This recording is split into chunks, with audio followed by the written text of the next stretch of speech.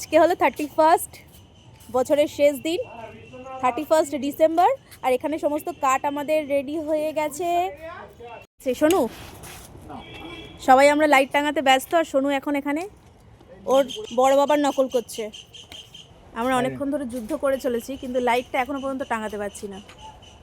সন্ধ্যাবেলার মাংস আমাদের চলে এসেছে, আর আমি আর দিদিভাই এখন বসেছি হচ্ছে মাংস ধুতে। ফাইনালি আমাদের লাইটগুলো জ্বলে উঠেছে। দিচ্ছি। আস্তে আস্তে পড়ে গেলি। আমাদের রাত্রিবেলার পিকনিকের উনুন রেডি হচ্ছে, উনুন তৈরি করছে বাবা।